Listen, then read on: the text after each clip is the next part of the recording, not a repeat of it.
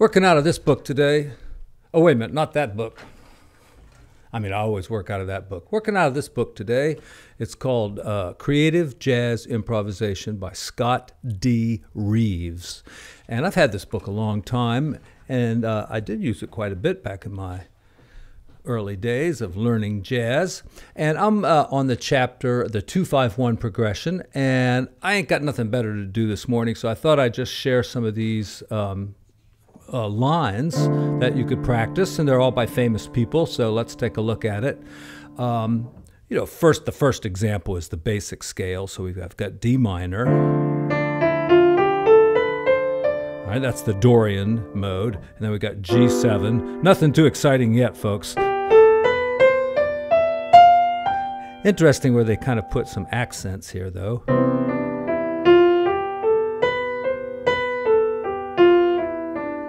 Not quite sure why those accents are there, but now the first one here is Woody Shaw, one of my favorite trumpet players.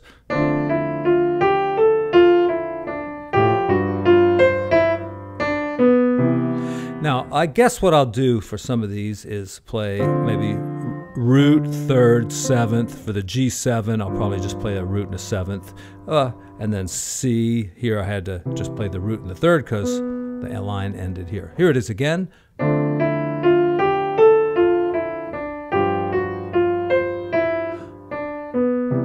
And let's give it a little swing.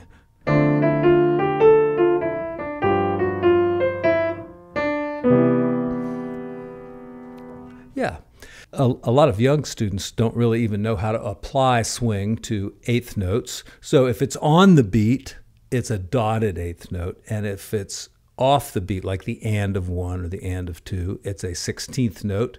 And that's only a rough approximation. It's really more like triplets.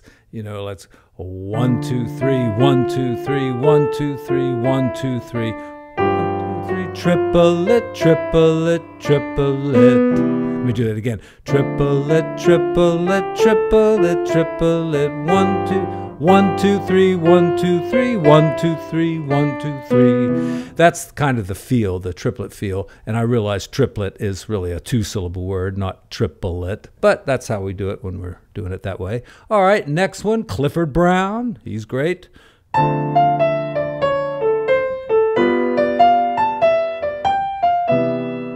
Very nice. And, what was used here?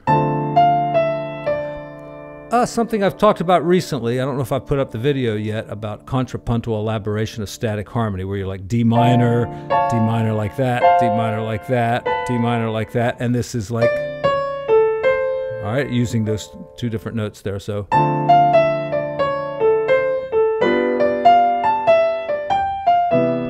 All right, Sonny Rollins, great sax player.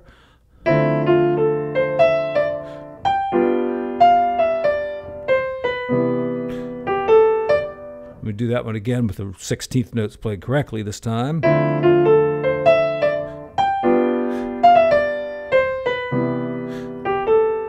All right, Tom Harrell, great trumpet player. Oh, what did I mess up there?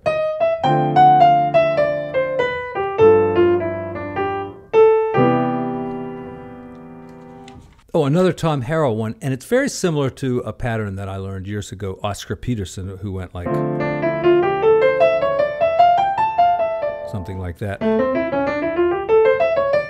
That's a pattern that you could repeat, so kind of does the same thing here. All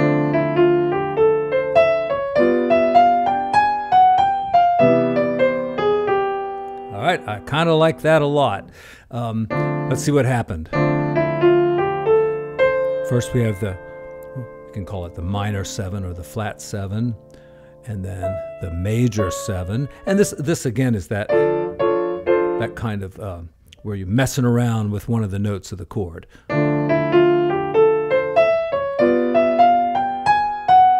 And right there, we go to the flat 9 of the G7, which sounds pretty good, but it's really part of this enclosure getting you to the G, and then on to C. I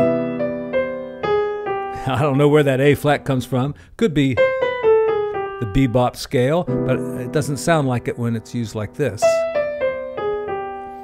I do this a lot when I'm playing on a major chord, you know. I kind of put that E major over that. You know, it's can be part of that little progression. All right, Charlie Bird Parker, Charles Parker. They call him Bird. I don't know why, but they do.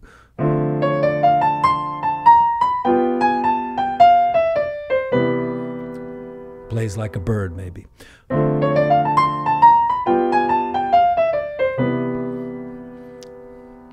Okay, notice that none of these lines have ended on a C, okay? That's kind of the note you want to avoid, maybe the F too. You want to end on the 9th, the 5th, major 7th, 3rd, sharp 11th. Did I leave anything out? Anything but the root. All right. A bebop pattern that uses the major 7th over the 2 chord and the sharp 9 and the flat 9 over the 5 chord. Okay, let's see what it is.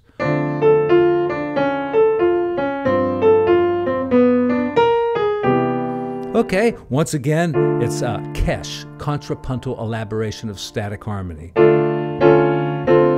right, and I do have a video about this. I think it's up there now, but I'm not sure. It will be soon anyway.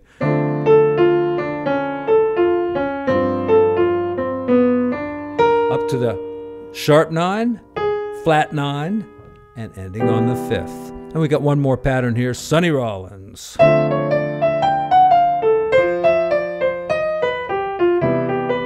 Let me try that one again.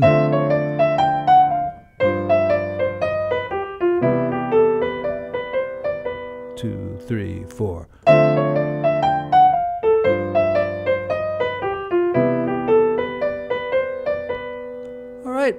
Now I'm going to be doing a lot more videos with my recent thing, which is a MIDI keyboard and that little chordy thing that shows you the exact notes that I'm playing. But you know, if you're not great at reading music, the printed music is down there in the description as well as up here on the screen. So you know, print it out and you know, learn to read. All right, well, it ain't going to hurt you. It'll take away my creativity. Bullshit. So pretty nice book. Might do some more stuff out of this book. Have to look through it again. And I don't know if it's still commercially available or not. So I'll put a little bit of it up there for free. And if you think it might be useful to you, look around, see if you can order a copy.